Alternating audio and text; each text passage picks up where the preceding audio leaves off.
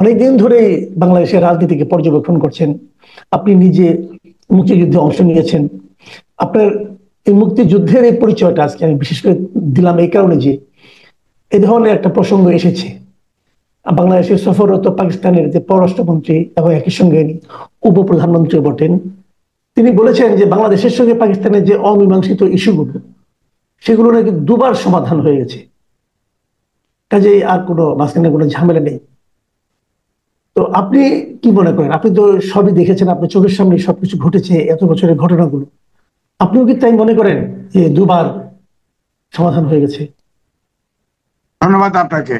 পাকিস্তান যে কথা বলতে চাচ্ছে, ভুট্টো সাহেব নাকি একবার মাপ চেয়েছে, আর নওয়াজ শরীফ নাকি একবার মাপ চেয়েছে। তো দুজনই তো নাই। ভুট্টোকে তো পাকিস্তানি ফাঁসি দিয়ে দিচ্ছে, সমাধানটা কোথায় হলো? তো সুতরাং এটা আসলে অন্তত পক্ষে আমি ব্যক্তিগতভাবে শুনিনি, তবে পাকিস্তান বলেছে দুইবার স্বাধীন তারা এটা মীমাংসা হয়েছে। তো আমি কিন্তু শুনি নাই। আমি গণমাধ্যমে আপনার ৭৯ সাল থেকে যুক্ত, আমি কিন্তু এ পর্যন্ত শুনি নেই। তো এখন পাকিস্তান বলেছে, আর পাকিস্তানের এই পররাষ্ট্র মন্ত্রীর সাথে বিএনপি, এনসিপি, জামাত টিম দেখা করেছে।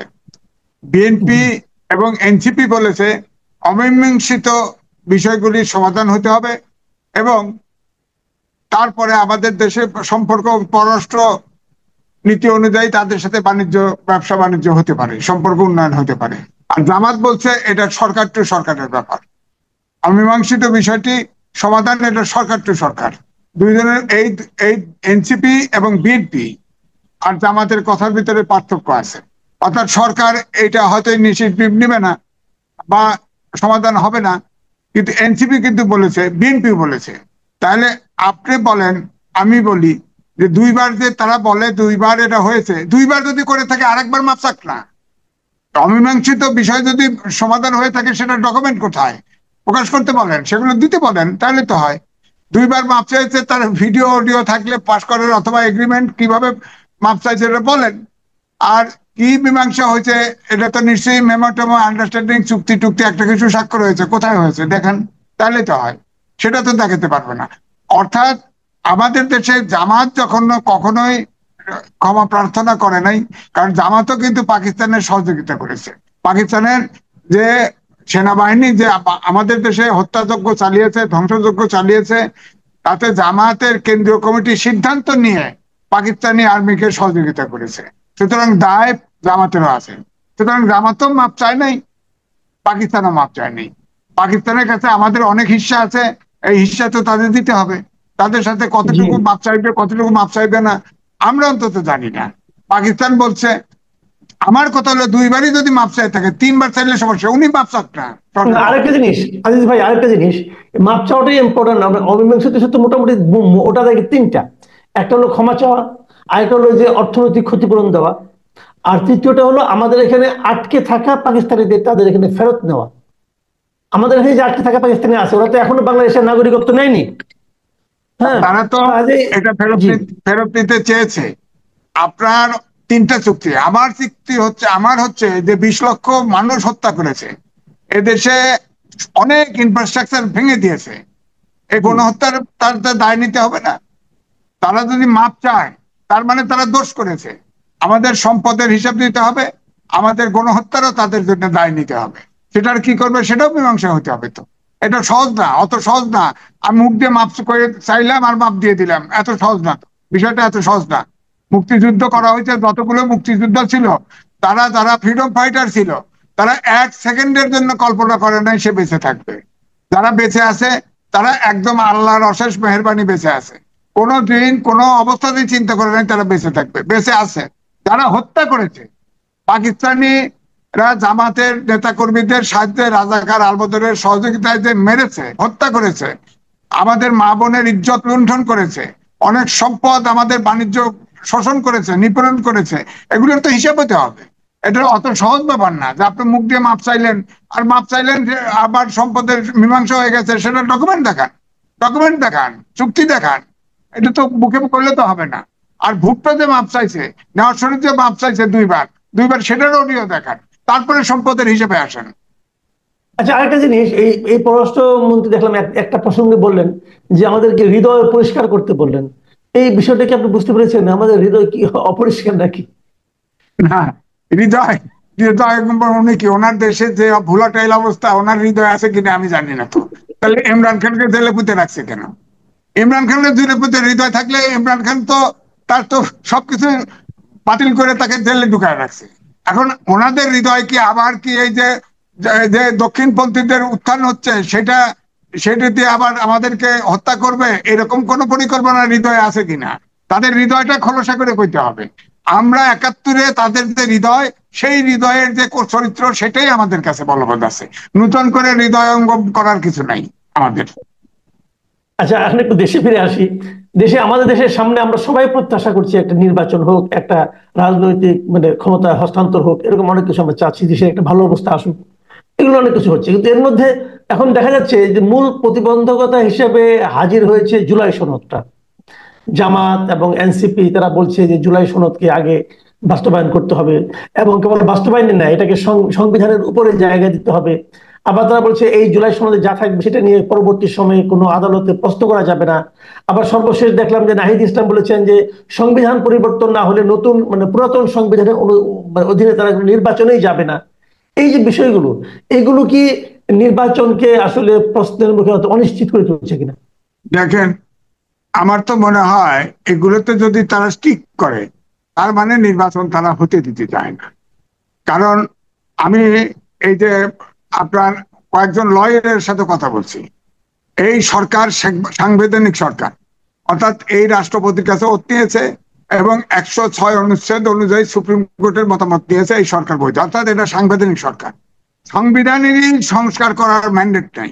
সেখানে আইনজীবীরা বলেছেন, বড় বড় আইনজীবীরা বলেছেন যে সংবিধানের সাথে সাংঘর্ষিক যে কোনো কিছু করতে হলে সংবিধানই একমাত্র, সেটা রাষ্ট্রপতি যদি অর্ডিন্যান্সও জারি করে তবুও সংসদে অনুমোদিত হতে হবে। তাই বিএনপি যেটা বলেছে, এক হলো জুলাই সনদ তো সংবিধানের উপরে হতে পারে না। জুলাই সনদ একটি 24 সালের গণহত্যার বিষয়ে এবং যেসব সংস্কার সব সম্মিলিত একটা জিনিস, এটা সংবিধান হলো সর্বোচ্চ আইন, তার উপরে আবার জায়গা দেয় কেমনে? এটা তো সম্ভব না। এই জন্য সাংবিধানিক যেসব সংস্কার হবে সেটা নতুন, বিএনপি বলেছে সেটা সংসদে পাশ হবে, আর যেটা সংবিধানের বাইরে থাকবে সেগুলো অর্ডিন্যান্স দেওয়া হোক আর যা করে হোক সেটা বাস্তবায়ন করা যাবে।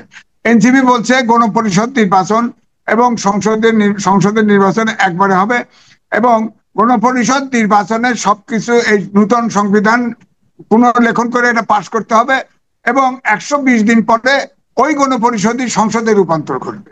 আর জামাত বলেছে প্রেসিডেন্টের অর্ডিন্যান্স অথবা গণভোট দিয়ে এটা বাস্তবায়ন।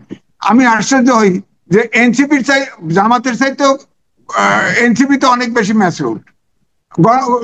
জামাত আপনি খেয়াল করেন, জামাত বলছে গণভোট, গণভোট হলে তো সংবিধানে লাগবে, গণভোট তো সংবিধানে ইনক্লুড করতে হবে না। তারপরে রাষ্ট্রপতি অর্ডিন্যান্স দিয়ে পাশ করে তারা নির্বাচনে চলে যাইতে চায়। এটা কোন ধরনের কথা? কোন আইনে আছে এটা?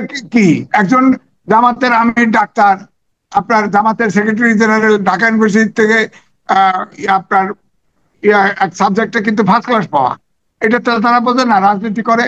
যে সংবিধানের সাথে, এই সংবিধানের সাথে সাংঘর্ষিক কোনো কিছু বাস্তবায়নযোগ্য নয়, এটা তাদের মাথায় রাখতে হবে। সুতরাং এখানে অনেকগুলো সমস্যা আছে। এই সমস্যাগুলো তারা বলেছে যে, আবার এনসিপি বলেছে, জামাতও বলেছে যে জিয়া রহমানের সময়ে যেসব প্রোক্লামেশন দিয়ে যেটা করেছে সেইভাবে আমরাও করতে পারি। আপনি তো জিয়া রহমান তো তখন তো সংবিধান স্থগিত ছিল, সংবিধান তো ছিল না, পার্সোনাল প্রোক্লামেশন করেছে, ওটা পরে সংবিধানে অন্তর্ভুক্ত করেছে। আপনাকে আপনাকে বলেন তো, এখন তো সাংবিধানিক সরকার, আপনার সংবিধানে 106 অনুচ্ছেদে অনুমোদন নিয়েছেন, আপনি কিভাবে অর্ডিন্যান্স জারি করবেন? কিভাবে আপনারা একমত হয়ে আপনারা বাস্তবায়ন করবেন বলেন? আপনি এটা সংবিধানের সাথে যেটা সংবিধানে নাই, যেমন ধরেন প্রধান নির্বাচন কমিশনার, তিনি তো বলেছেন আনুপাতিক নির্বাচন এটা আইনে নাই, সুতরাং এটা আমরা বাস্তবায়ন করতে পারবো না। আমি স্যালুট জানাই তাকে। তিনি তার পক্ষে, ইলেকশন কমিশনের পক্ষে আনুপাতিক নির্বাচন তো নাই, এটা তো সংবিধান। এক হলো সংবিধান আপনার সংস্কার করে যদি একমত হয় সেটা নেক্সট সংসদে পাস হবে, তারপরে আনুপাতিক নির্বাচন হবে। তারপরেও কিন্তু আমি বলবো আনুপাতিক নির্বাচন সংসদে ঢুকাতে হলেও ইলেকশন করে ম্যান্ডেট নিতে হবে গণভোটে, কারণ এই আনুপাতিক নির্বাচন বাংলাদেশের জন্য স্বাধীনতা সার্বভৌমত্বের জন্য হুমকি স্বরূপ। কারণ আপনি খেয়াল করে দেখেন, এই আনুপাতিক নির্বাচনে আপনার প্রতিটা ভোট হয়, তো ধরেন সারা দেশে আপার হাউসেই হলো 100 সিট, এখানে বেনিফিট দুটো দেখানো হচ্ছে। একটা হচ্ছে ছোট দলগুলি সংসদে যেতে পারবে, আর একটা হচ্ছে যে সরকার যাতে, যে সরকার গঠন করবে সে যাতে স্বৈরাচারী হয়ে না ওঠে, তাকে আপনাকে ইয়ে করা যাবে, আটকানো যাবে। তা আমার বক্তব্যটা হচ্ছে যে আপনি ধরেন জনগণের প্রতিনিধি, তার তার একটা ব্যক্তি ভোট দিবে প্রতীকে, তার প্রতিনিধি এখন কক্সবাজার থেকে হলো, তার প্রতিনিধি আমার বাড়ি পাবনা, আমি তো আমার প্রতিনিধি পেলাম না। এক, দুই হলো এই যে লিস্ট করা হবে সেই লিস্টে তো সরকার প্রধান বা সরকারের শীর্ষ পর্যায়ে যারা, তাদের স্ত্রী কন্যা বউ বাচ্চা ভাই বোনদের দিয়ে লিস্ট দেয়, এটা কি করবো আমরা? এক, দুই হলো ধরেন আনুপাতিক নির্বাচনে যখন যাবেন প্রতীকে নির্বাচন হবে, এটা সত্য, কিন্তু প্রতীকে নির্বাচন হলেও ধরেন স্বতন্ত্র দাঁড়ানোর তো প্রভিশন থাকবে। ধরেন হিন্দু বৌদ্ধ খ্রিস্টান ঐক্য পরিষদ আছে, তাদের ভোট তো 9 থেকে 10% আছে, তারা তাদের অ্যাসেস করবে টোটাল ভোট কত, তাহলে আমরা কতগুলো সিটে দাঁড়াতে পারি। সব এক জায়গায় ভোট দিল, ভোট দিয়ে তাদের প্রতিনিধি পাঠাইলো 8-10 জন, তারা তো সবসময় বলবে এদেশে সাম্প্রদায়িক সম্প্রীতি নাই। পাহাড়ি অঞ্চলের ভোট করলো, তারা ধরেন 2 জন জিতলো, কেউ স্বায়ত্তশাসন চায় কেউ স্বাধীনতা চায়, তারা যায় পাহাড়ি অঞ্চলের স্বাধীনতা চাইলো। এখানে সমকামী অর্গানাইজেশন আছে, সমকামীরা একটা প্রার্থী দিল, আপনার প্রার্থী দিল, রেজিস্টার প্রার্থী দিল, গার্মেন্টস ওয়ার্কার পার্টি দিল, বিভিন্ন অর্গানাইজেশন প্রার্থী দিয়ে, এটা একটা মেসাকার অবস্থা, মেসাকার অবস্থা। যতক্ষণ পর্যন্ত উচ্চ মানের গণতন্ত্র দেশে প্রতিষ্ঠিত না হবে এবং দেশের রাজনৈতিক দলের ভিতরে গণতন্ত্র যতক্ষণ না আসবে এবং যতক্ষণ পর্যন্ত রাজনীতিবিদরা দেশপ্রেমিক, চূড়ান্ত প্রেমিক না হবে, রাজনৈতিক ইস্যুতে একমত হতে না পারে, এই যে এখন ঐক্যমত্য কমিশন এক হতে পারছে না, কিন্তু সাদা পাথর তোলার সময় তো ঠিকই এক আছে, সব পার্টি এক আছে, কখনো এক আছে। সুতরাং এটা তো ঐক্য। আনুপাতিক নির্বাচন হলে নেপালের মতো রাষ্ট্রতে বেরিয়ে 12 বছরে 17 বার সরকার পতন ঘটছে, এখন তারা রাজতন্ত্রে ফিরে অন্ধকার যুগে ফেরত যেতে চায়।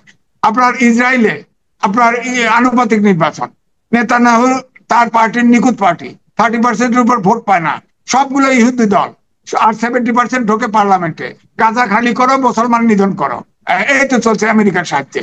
সুতরাং আমাদের দেশে আনুপাতিক নির্বাচন হওয়ার মতো কালচারাল মান এবং গণতান্ত্রিক চর্চা এই দেশে নাই।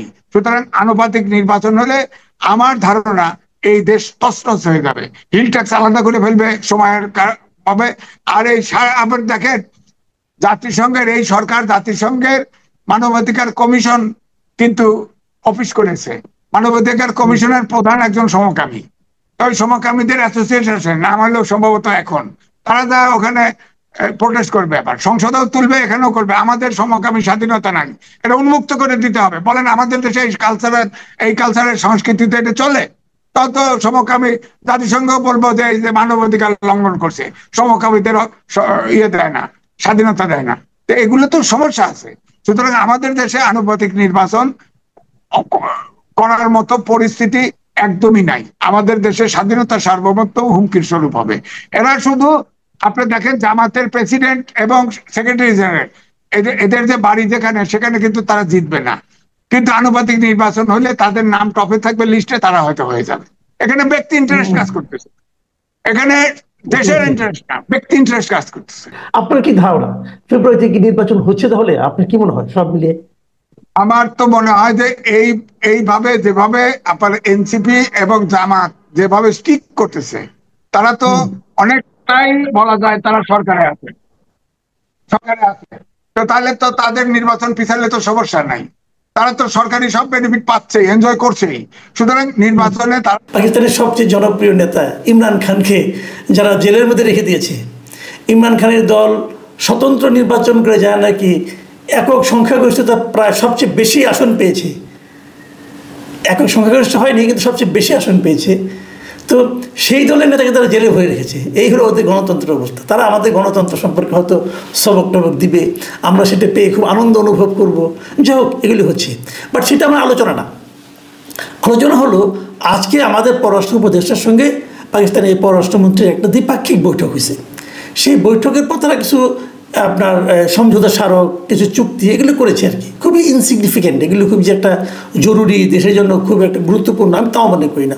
বাট আলোচনার বিষয়টা হলো সাংবাদিকরা জিজ্ঞাসা করেছেন যে আমাদের সঙ্গে যে পাকিস্তানের কিছু অমীমাংসিত ইস্যু আছে সেগুলোর ব্যাপারে উনি কী বলতে চান। একাত্তরের গণহত্যা, ক্ষমা চাওয়া, এই সমস্ত বিষয় নিয়ে নাকি 2 বার আমাদের সঙ্গে তাদের সমাধান হয়ে গেছে। কবে কবে সমাধান হলো? উনি বলেছেন যে 74 সালে যখন জুলফিকার ভুট্টো প্রথমে দেশে আসেন, তখন আমাদের এখানে ক্ষমতায় ছিলেন শেখ মুজিবুর রহমান, বঙ্গবন্ধু শেখ মুজিবুর রহমান।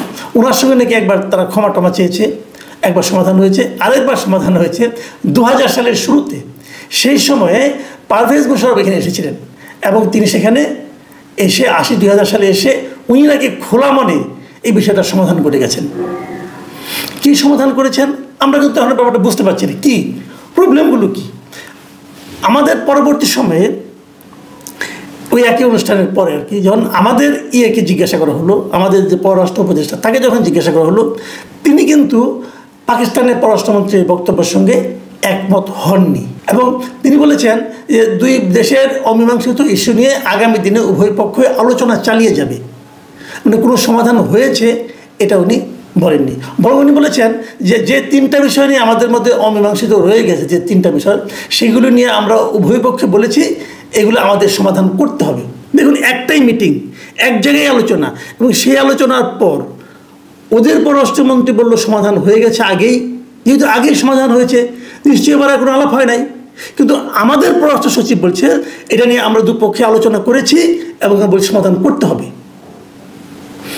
একই ঘটনা, কিন্তু দুজন দু কথা বলছেন। অর্থটা কি? অর্থটা হলো আমরা যেটা বুঝতে পারি, আমাদের পররাষ্ট্র সচিব আমাদের সাংবাদিকদেরকে একটা সান্ত্বনা বাণী শোনাচ্ছেন যে সমাধান হবে, আলোচনা হবে, আর ওরা বলছে সমাধান হয়ে গেছে, মানে ওরা কোনো আলোচনাই করবে না। এখন প্রশ্নটা হলো আমাদের সঙ্গে তাদের অমীমাংসিত ইস্যুগুলি কী? 3টা ইস্যু নিয়ে আমরা আলোচনা করছি।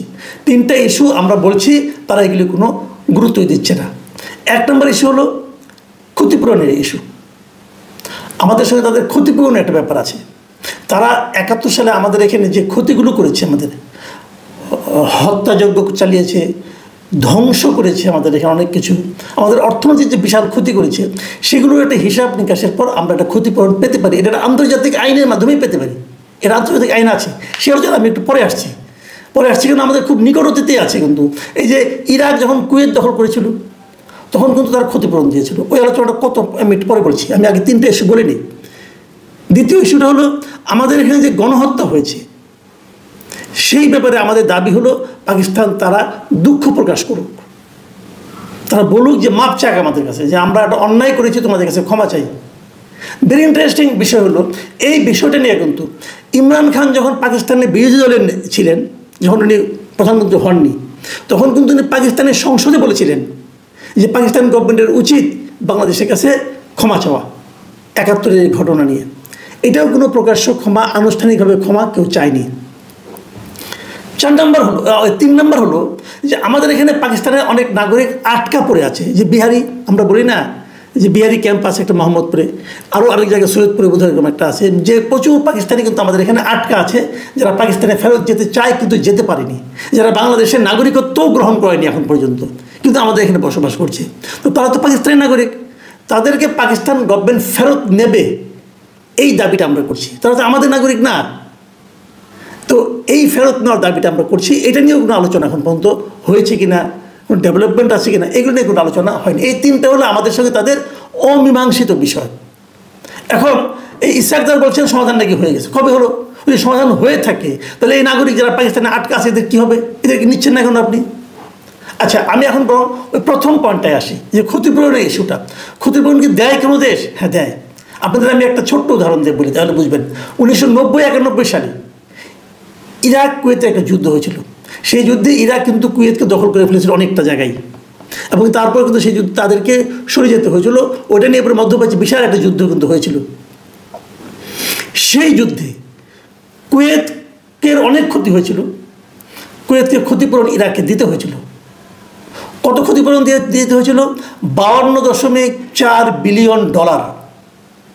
52.4 বিলিয়ন ডলার ক্ষতিপূরণ ইরাককে দিতে হয়েছিল কুয়েতকে, এবং সেটা তারা তাদের তেল বিক্রি করে ধাপে ধাপে দিয়েছে।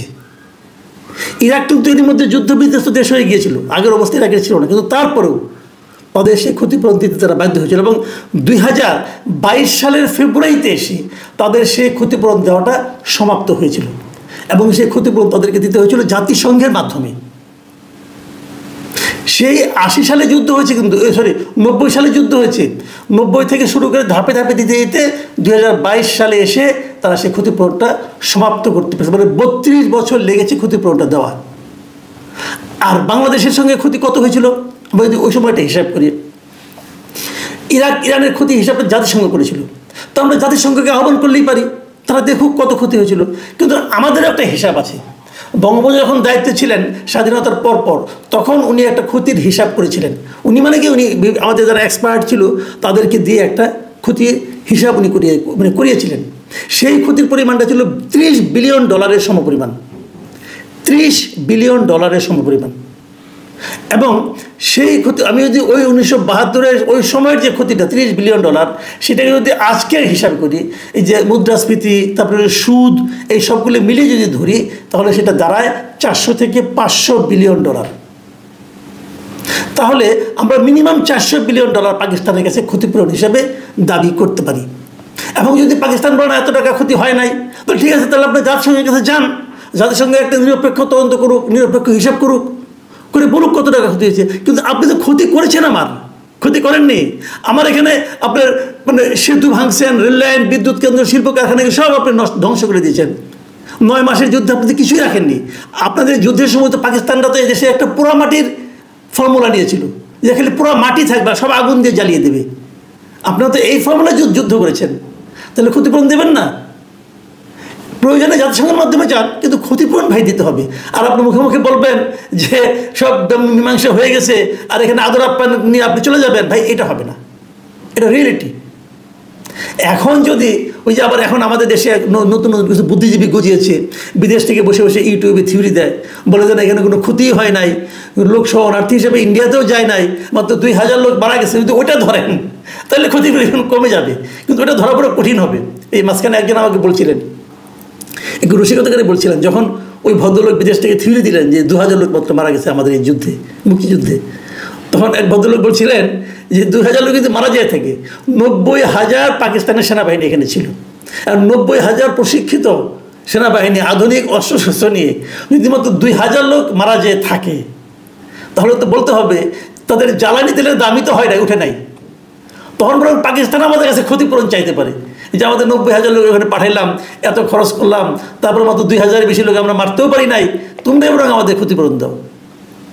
এখন পাকিস্তানের যারা আসছেন এখানে, আমাদের কর্মকর্তা নেতৃবৃন্দ, তারা কি ওই ভাষণ শোনার পরে আসছেন কিনা আমি জানি না, হয়তো এই জন্যই বলছেন যে ক্ষতিপূরণ দেওয়া হয়ে গেছে, অথবা মীমাংসা হয়ে গেছে আমার মীমাংসিত বিষয়ের, আমি জানি না। তবে আমি মনে করি সরকারে যিনি থাকুন না কেন, যত দিনের জন্যই থাকুন না কেন, জাতীয় স্বার্থ তার কাছে সবচেয়ে বড় হওয়া উচিত। এই তৌহিদ হোসেন বলুন আর ডক্টর ইউনূস বলুন,